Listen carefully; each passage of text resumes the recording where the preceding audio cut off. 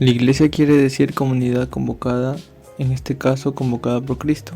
Cristo dio ciertas características a la iglesia para que las distinguiéramos como la verdadera. Entre estas características está la unidad. El Nuevo Testamento registra las actividades y enseñanzas de Jesús, su nombramiento de los 12 apóstoles y sus instrucciones para que continúen en su trabajo. La Iglesia Católica enseña que la venida del Espíritu Santo sobre los apóstoles es un evento conocido como Pentecostés.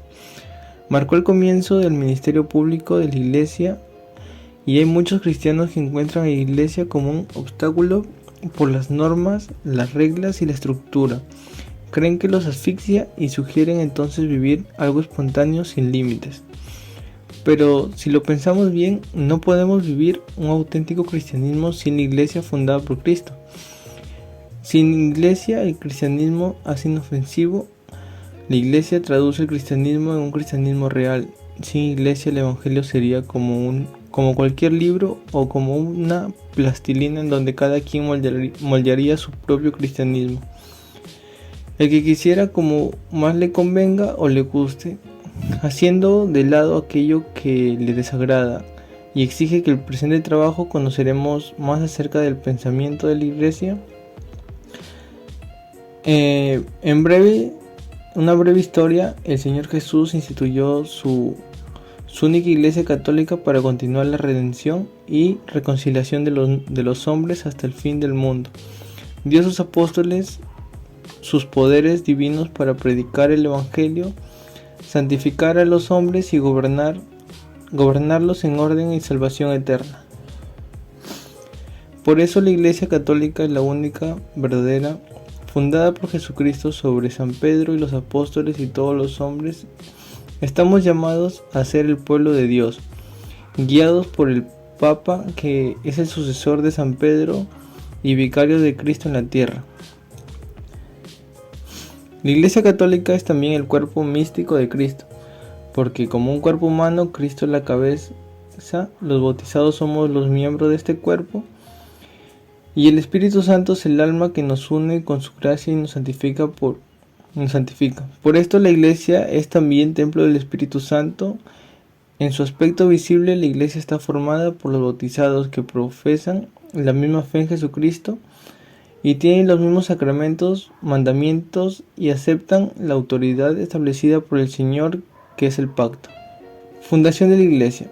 Fue fundada por nuestro Señor Jesucristo. Jesús empezó la fundación de la Iglesia con la predicación del reino de Dios, llamando de entre los discípulos que le decían a los 12 apóstoles, y nombrando a Pedro jefe de todos ellos. Hizo muchos milagros para demostrar que en él había llegado el reino de Dios. Cristo fundó la Iglesia con la misión de continuar en la tierra el plan divino de salvación. Su obra salvadora la Iglesia, por tanto, no es invención humana, sino algo querido expresamente por Dios. ¿Qué es la Iglesia? El término proviene del vocablo griego eclesia. Su definición puede ser vista por una parte como un grupo de feligreses que se unen por la misma fe religiosa y se reúnen para celebrar sus doctrinas, y por otro como la infraestructura o edificio fabricado para consagrar a Dios y dedicarle culto. A su concepto es aplicado una diversidad de aspectos en los que se ha fraccionado el cristianismo, como son la Iglesia ortodoxa, la católica, anglicana, griega, maronita, entre otras. Estas, de acuerdo a su constitución, se convirtieron en parte importante de la sociedad y representan un sistema de preceptos dogmáticos, creencias y mitos. La misión y deberes de la Iglesia y hacer de sus discípulos a todas las naciones, enseñándole que guarden todas las cosas que os he mandado, y aquí yo estoy con vosotros todos los días hasta el fin del mundo. Mateo 28, 19 al 20. La Iglesia que Jesucristo estableció es ese cuerpo especial de seres humanos que, guiados por el Espíritu de Dios, obedece sus mandamientos y con gran celo se han propuesto cumplir con la comisión que se les ha encomendado. El propósito principal de Dios es juntar, reconciliar a toda la humanidad Con él la Iglesia desempeña un papel importante en este valioso esfuerzo. Dios le ha encargado que predique cómo ocurrirá la reconciliación y debe bautizar a los que crean en este mensaje. Debemos respetar y honrar las normas de la Iglesia, compartir el Evangelio por medio del testimonio siguiendo la inspiración del Espíritu, rezar por la Iglesia, el Papa y los obispos, por los sacerdotes y todos los cristianos. Ayudará a la Iglesia en sus necesidades, de modo que disponga de lo necesario para el culto divino, las obras apostólicas y de caridad, el conveniente sustento de los ministros. Doctrina de la Iglesia. Los mandamientos de la Iglesia son 5 preceptos promulgados por la autoridad eclesiástica que se refieren a la vida litúrgica de los fieles, que promueven su acercamiento a los sacramentos y que tienen como objetivo garantizar un mínimo en el espíritu de oración y en el esfuerzo moral en el crecimiento del amor de Dios y del prójimo.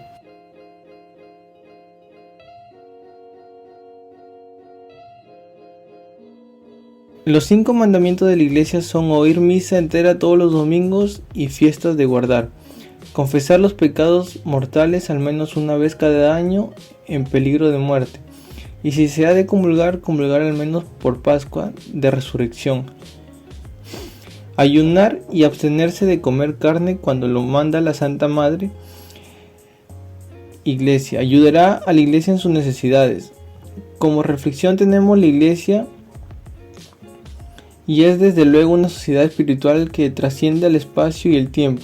La historia de la Iglesia es mucho más que la historia del poder, pero la dimensión humana de la Iglesia, incluso de acuerdo con las directrices espirituales de su libro básico, puede y debe juzgarse como humanos. En toda la teoría evangélica del escándalo de la Iglesia es espiritual, pero debe también parecerse en toda la larga historia de sus relaciones de poder. No solamente no lo parece, sino que casi nunca lo es, pues la Iglesia es una comunidad participante.